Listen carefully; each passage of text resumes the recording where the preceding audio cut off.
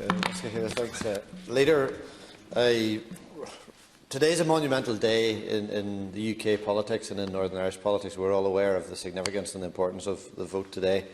And there will be change, and we all know that sometimes change is a good thing, so we're going to have some change of personnel. But I think it's important to note that this gives Northern Ireland a fantastic opportunity today to demonstrate leadership. And when there is a bit of a shuffle and a bit of a shake-up, it gives them a chance for the people to shine and to show that leadership. Whatever happens in GB today, and whatever happens as regards Brexit, I think it's important to note that the sky won't fall in, that the relationship between Dublin and London is hugely important and will need to be maintained. And as Senator Richmond said, there's a lot of work has happened behind the scenes, and credit must be given to those people who have tried to prepare Ireland, and Northern Ireland for that matter, for the potential Brexit. So I think that's important to note. Furthermore, just to echo Senator Crockwell and Senator Conway-Walsh, and to extend my sincere thanks to all senators and all TDs that attended the screening of Lost Lives last night.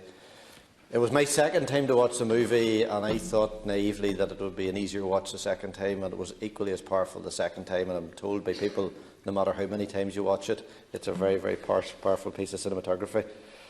But I'd especially like to thank the Taoiseach for taking time out of a very, very busy schedule.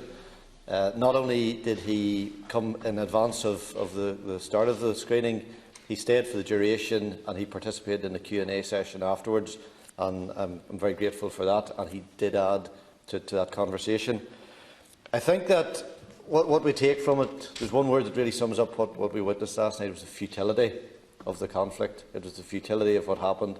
It was the pain, it was the loss, it was the hurt, it was the suffering that very often we didn't see on the television news reports.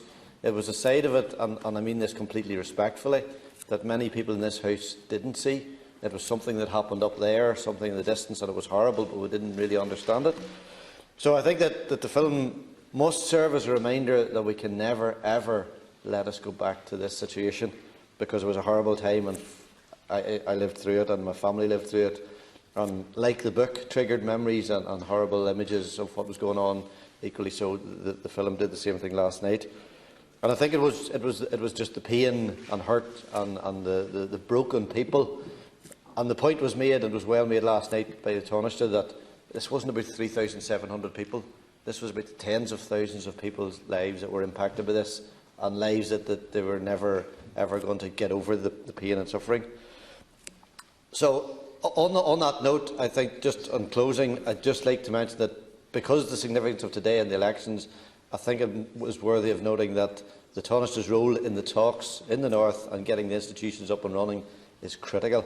And this House, I'd like everybody just to give as much support to getting those institutions up and running, because we must give credit to the people that are living and working in Northern Ireland every day, the politicians that are still there, albeit without an executive. But that work's still going on. People are working tirelessly behind the scenes. There's loyalists working very hard. There are Republicans working very hard to make sure that the institutions are up and running, to get a degree of normality back to Northern Ireland. And unlike some of the negativity reported through the media, there's a lot of positive things happening in Northern Ireland, and there's a good opportunity, hopefully, to move the conversation forward.